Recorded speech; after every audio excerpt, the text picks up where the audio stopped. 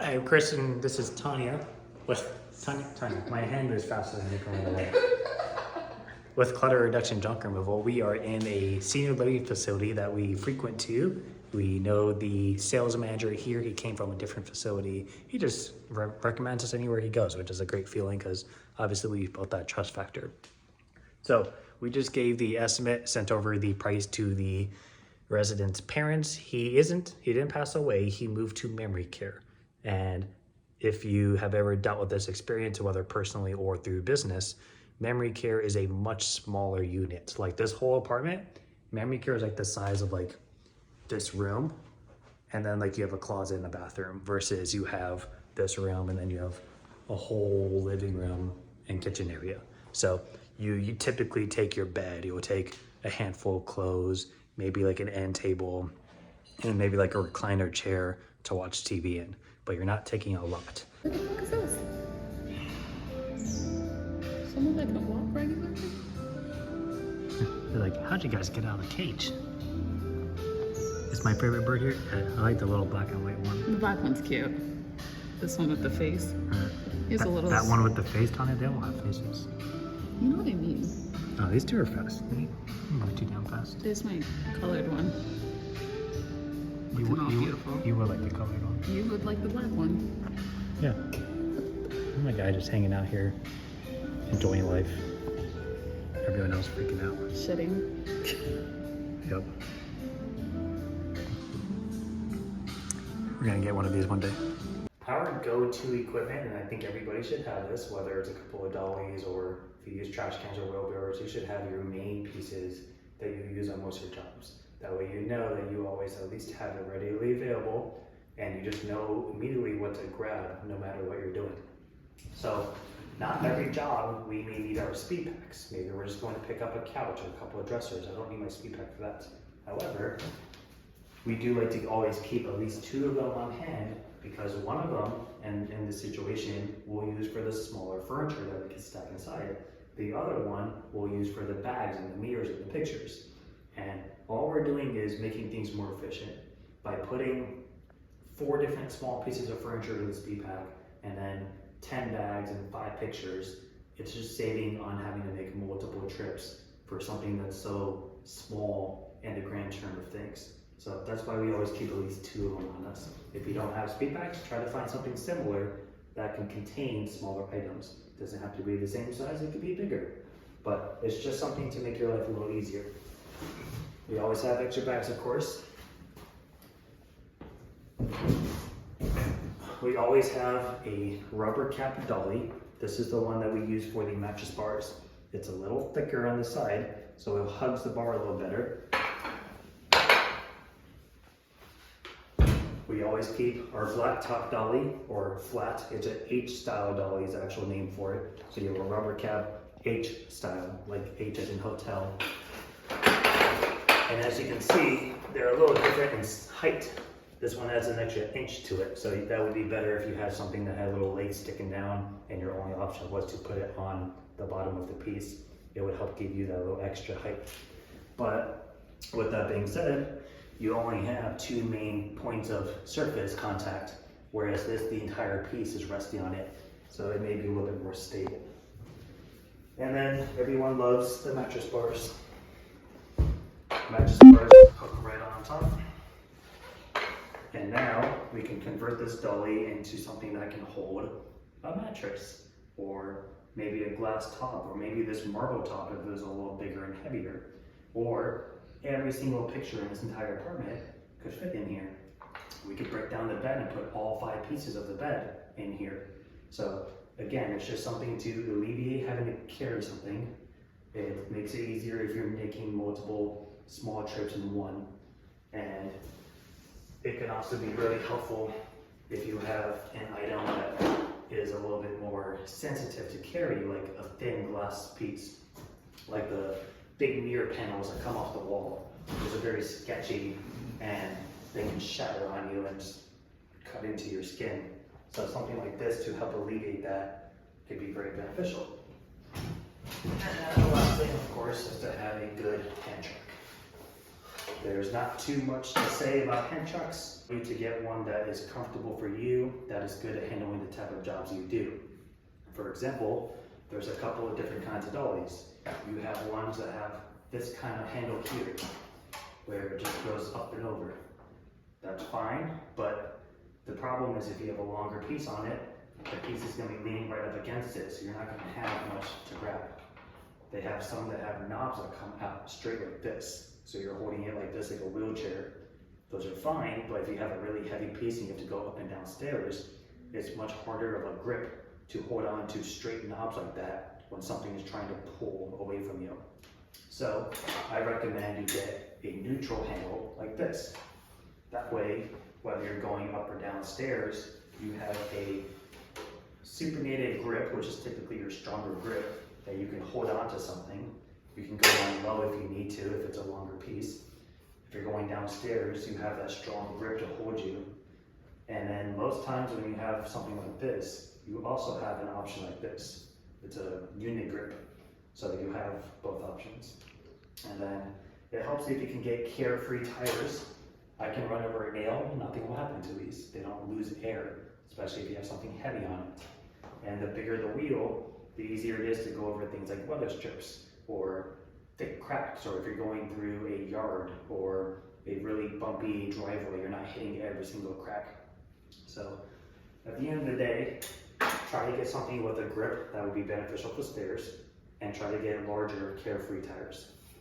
But that is all of our equipment that we have on every single job that you see in every single video. We don't have many things that you don't typically see. Every now and then we'll have something we don't use often, but for the most part, this is our everyday, every job, no matter what it is, equipment.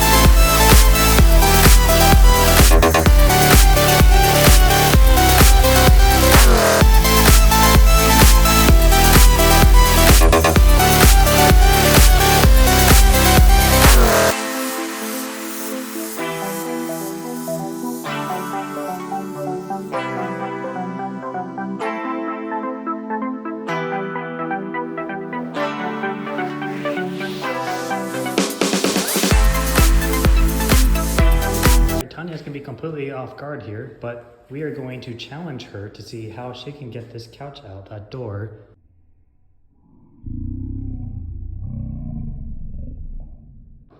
Either using a dolly or a hand truck, she will decide and she will try each way she thinks is most appropriate. It's a typical 3-seater. It is not a sleeper sofa. And we have a standard door here. I will prop it open with a door stopper to make life just a little bit easier. And we'll see what she decides to do.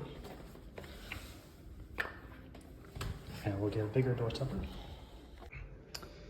So, measuring the door. By the way, if you have a door here, don't measure the frame, please. That's how you scratch up the door. So, from the door to the frame is about 32 inches to comfortably get by before you're getting too close to the actual frame itself. I am not going to measure the couch. You're going to have to visualize it and see which one you think is going to work. There is something that you could check first before we do anything. What would that be? Maybe check if it's a sleeper. We know it's not a sleeper, but what could you check to make it? The lights come off.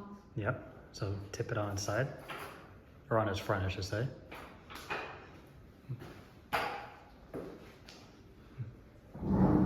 Other way.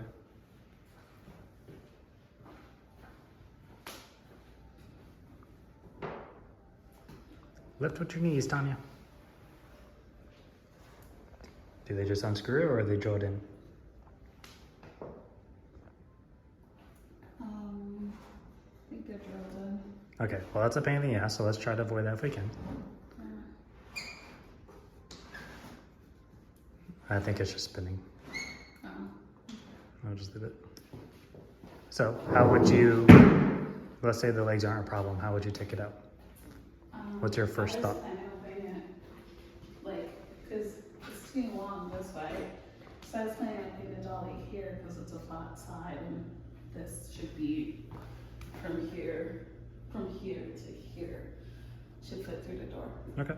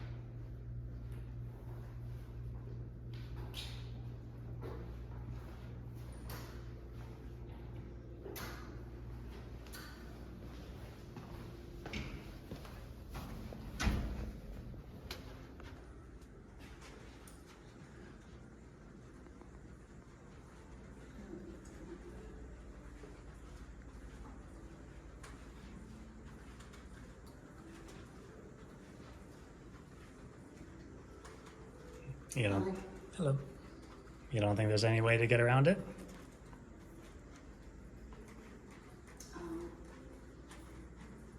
Yeah. Would you like a hint? Should I tip it? No. Hug this side, force the cushion into this wall, just enough that you can get the feet past, right here. So it might be better if you come on this side.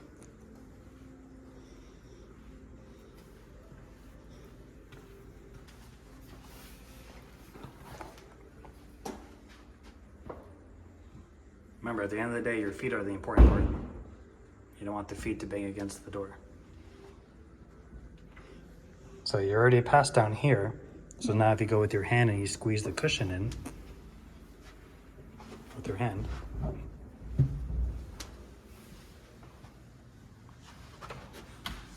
Now watch your feet on the other door. From this side, you could angle the couch with leverage and push it more this way. Other way.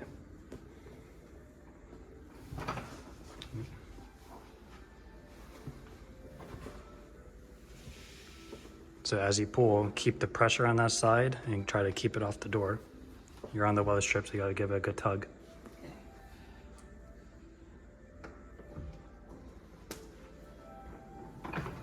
And now that you're off this wall, you can keep it hugged to there.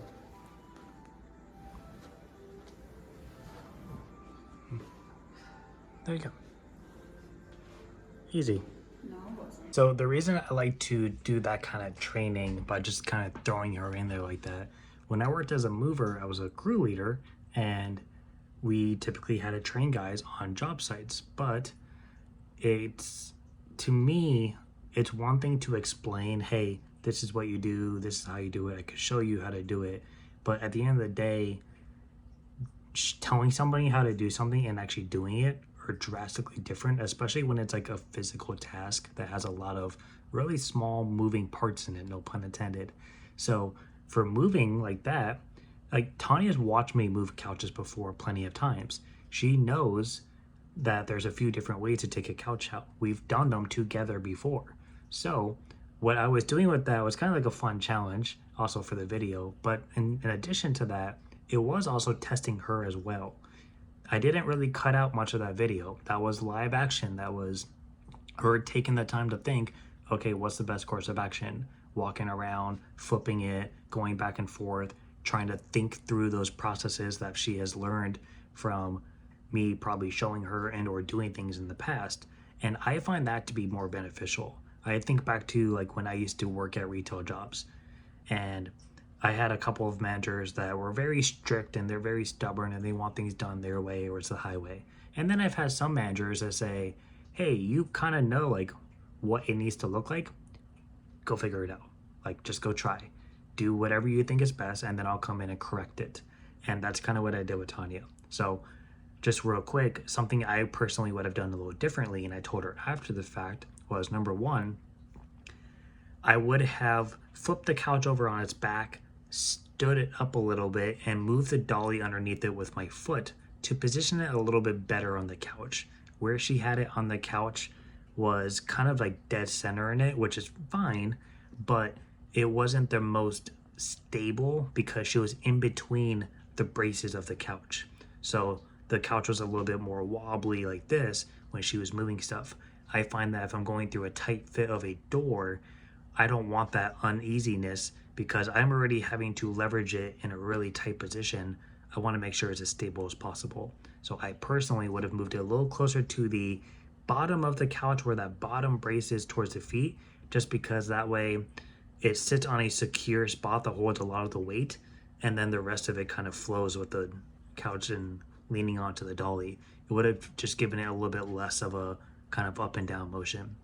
But I find that to be helpful. So if you have employees or you work with your partner or you hire 1099s, I recommend like you can show them how to do things, but then let them try to figure it out. You don't have like, if that was like a glass cabinet with a very sensitive floor, like a hardwood floor, and it was a really tight fit and I knew it was going to be a tight fit, I wouldn't have put her in that situation because then you can cause damage and there's no point in training when damage is so prominent. You want them to be comfortable with that and then put them closer to that point.